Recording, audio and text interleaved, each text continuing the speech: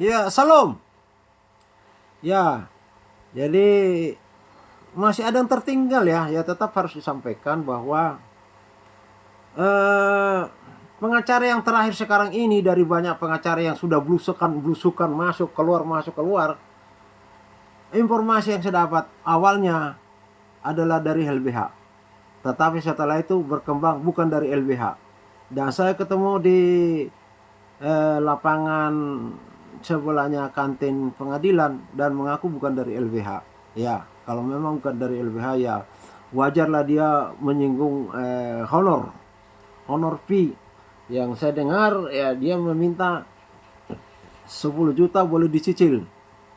Tapi kalau dia dari LBH, nah bagaimana ini pemerintah? Dapat bantuan dari pemerintah tetapi juga meminta kepada kliennya honor. Ini sudah pelanggaran, saya kira ini sudah nggak benar ini. Untuk apa diberikan pengacara kalau tetap klien dalam hal ini terdakwa membayar lagi? Itu yang pertama. Yang kedua, saya melihat bahwa ini saya sudah ini ya, sudah saya print ya model apa namanya ini, model surat kuasa yang diberikan kepada Esther ini ya. Ya, seperti ini ya. Nah, di sini disebutkan bahwa dia hanya mendampingi terdakwa di pengadilan biasa 13-18. Tetapi waktu pertemuan tanggal 24, dia mengaku dapat kuasa dari Esther itu mendampingi terdakwa Esther itu di pra peradilan dan di pengadilan. Ya ini makanya sangat luar biasa ini. Kalau saya melihat ini, aduh sudah nggak beres ini pengacara ini ya. Ya saya sudah bertemu dan juga berbicara, tetapi saya masih ya anulah apa waspadalah. Nah di pertemuan itu dia bilang dia diberi kuasa untuk mendampingi terdakwa di dalam pra peradilan dan mereka datang pada sidang kedua untuk pra peradilan itu. Nah terus di dalam surat kuasanya itu dia katakan mendampingi Esther juga di dalam pidana pasal 13-18. Jadi pra peradilan 24 dia ambil juga, terus pengadilan biasa 13-18 diambil juga. Nah itu dia beritahukan apanya kuasa yang diberikan itu hanya dua itu. Nah tetapi yang saya dapat ya saya minta waktu itu tolong dikasihkan surat kuasanya kepada tante ini kalau memang Esther mengatakan supaya berkonsultasikan kepada tante ini. Nah dia bilang ya nanti setelah didaftarkan perkara. Oh ya sudah. Nah saya nggak nangkap kalau dia itu sebenarnya sudah mau mengikuti sidang kedua PIPRA, pidana pra peradilan 24. Nah karena dia sudah mengaku untuk mewakili Esther dalam PIPRA 24, ya saya pikir kami nggak jadi lagi lah jadi ikut sidang. Karena kedatangan kami ke sana untuk sidang kedua, karena sidang pertama diloskan oleh Esther. Nah sidang kedua kami datang. Nah jadi saya pikir ya nggak bisa lagi lah, karena kan prinsipal memberikan kuasa ke dia. Sementara ini menurut undang-undang adalah ibu kandungnya, artinya tidak langsung kepada korban terdakwa. Nah ini dari terdakwa. Jadi saya tahu diri ya. Jadi saya nggak banyak basi-basi. Saya kira mengundurkan diri aja lah. Udah diambil alih. Ya, yang menjadi sorotan saya ialah ternyata setelah didaftar, yang ngobrol-ngobrol segala macam panjang lebar. Saya sudah ingatkan jadwal. Tetapi memang diinformasikan jam 1, dari awal jam 1. Nah karena kami datang jam setengah 11, kelihatannya oleh teman dari polisi ya, ditanyakan kehadiran kami sudah hadir. Nah langsung teman itu minta supaya diajukan sidang tanggal jam 11 itu. Nah sementara orang ini, apakah mereka tahu itu saya nggak ngerti. Cuma saya duga orang ini malah menggagalkan kami untuk ikut praper atau PIPRA 24. Akhirnya terbuai ngobrol segala macam sampai setengah 1. Dan teman ini masih sempat ya sembahyang, kita persilakanlah sembahyang. Hanya setelah itu leha-leha baru teman yang baru datang itu mendaftarkan. Loh, setelah mendaftarkan ini dapat saya cerita, karena saya nggak mengikuti itu lagi, diberitahu bahwa Praver atau Fitpra 24 sudah selesai dan digugurkan. Nah, inilah kedatangannya kuasa hukum itu. Justru menghancurkan Prafit itu tidak bisa dilanjutkan, sementara saya sudah susun itu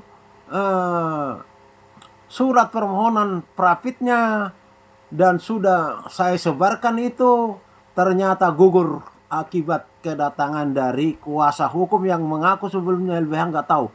Karena sudah banyak sekali yang mengaku-ngaku LBH itu, saya nggak tahu yang mana LBH ini. Sangat banyak sekali. Saya nggak usah banyak sebutkan di sini ngaku dari LBH. Jadi sudah sangat sekali ini Bapak Presiden. Sudah liar sekali ini yang LBH nggak jelas. Dapat kriterianya apa, kuasanya apa, buktinya kalau mereka dari LBH nggak membawa surat kalau dia untuk pemberitahuan dari LBH.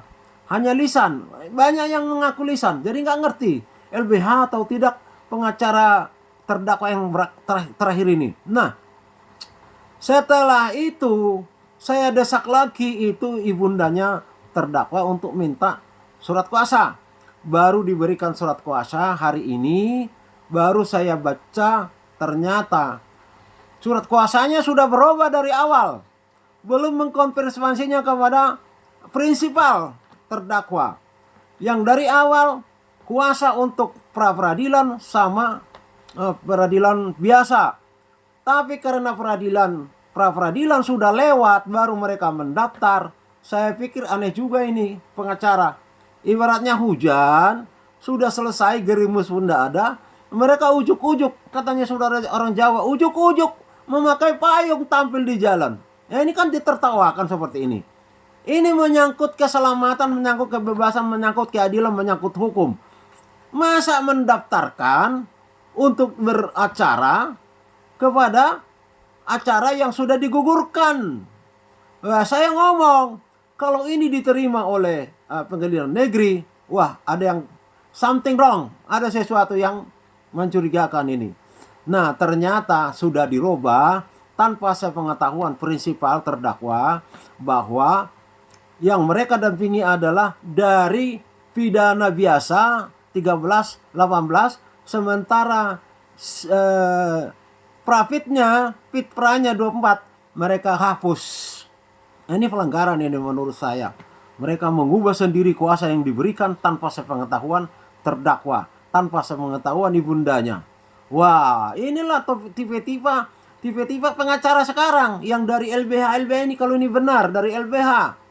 Jadi mereka itu bukan mengusung kepentingan daripada klien, dalam hal ini prinsipal terdakwa, tetapi mengusung dari pihak pemberi LBH bantuan itu sendiri. Itu dugaannya.